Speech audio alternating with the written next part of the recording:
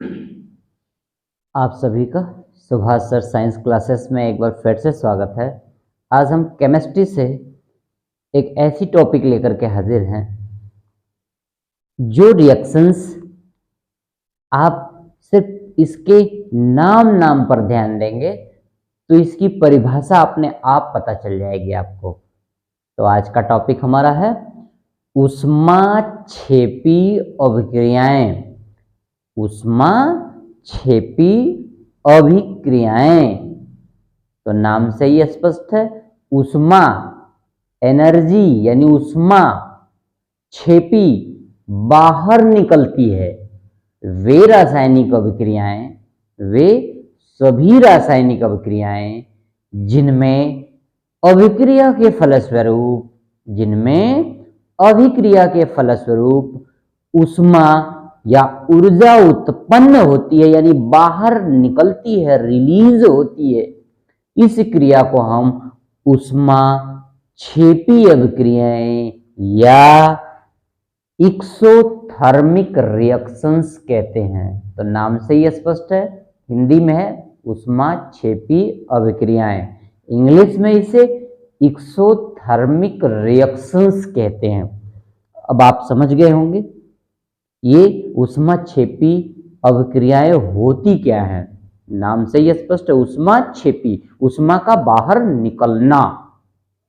कोई आपसे पूछे ऊष्माक्षेपी क्या होता है, बता दो। वो रासायनिक अभिक्रियाएं, वे सभी रासायनिक अभिक्रियाएं जिनमें क्रिया के फलस्वरूप ऊष्मीय ऊर्जा बाहर निकलती है, इस क्रिया को हम ऊष्माक्षेपी अभिक्रियाएं कहते हैं। सेंटेंस एक बार ध्यान से देख लो आप, बिल्कुल वही लिखा है जो मैंने आपको बताया है।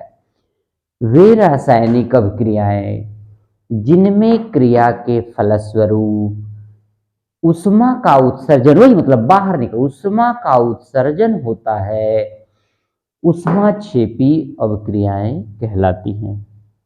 तो अब बात समझ में आ गई होगी आपको। वे सभी रासायनिक अभिक्रियाएं जिनमें रासायनिक अभिक्रिया के फलस्वरूप ऊष्मा उत्सर्जित होती है, यानी ऊष्मीय ऊर्जा बाहर निकलती है, इस रासायनिक अभिक्रिया को हम ऊष्माक्षेपी अभिक्रियाएं या एक्सोथर्मिक रिएक्शंस कहते हैं। एग्जाम्पल देख लो, बड़े आसानी से, बड़े छोटे छोटे और साधारण एग्जाम्पल हमने आपके सामने लिख रखे हैं। वैसे तो हमने आपको 4 एग्जाम्पल लिख रखे हैं, लेकिन अगर आपको पेपर में पूछा जाता है तो ये हेडिंग डालिए, परिभाषा लिखिए और कोई एक सा एग्जाम्पल लिख डालिए। एग्जाम्पल हमने बहुत शॉर्ट रूप में सिर्फ रिएक्शंस लिखा है। इस रिएक्शन से आप सेंटेंस शब्दों में बना के भी आप समीकरण लिख सकते हैं। कैसे, आइए देखिए। जैसे पहला रिएक्शन हमने लिखा है N2 plus 3H2, N2 plus 3H2, ये रिवर्सिबल प्रोसेस का चिन्ह है। ऐसा चिन्ह जिसमें लगा रहे इसे हम उत्क्रमणीय अभिक्रिया कहते हैं। मतलब ये क्रिया इधर से इधर को चल रही है तो इधर से इधर को भी चल सकती है। मतलब इनसे ये प्राप्त होता है तो इनसे आप पुनः ये प्राप्त कर सकते हैं। मतलब ये दोनों तरफ चल सकती है, इसे उत्क्रमणीय अभिक्रिया कहते हैं। अगर कहीं उत्क्रमणीय अभिक्रिया आपको पूछे तो ये एग्जाम्पल आपको ऊष्माक्षेपी में भी काम कर देगा।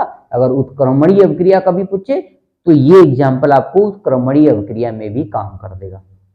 ठीक है, आइए, हमने सिर्फ रासायनिक समीकरण लिखे हैं। अब इसका सेंटेंस आप कैसे बनाएंगे, लाइनों में देखो।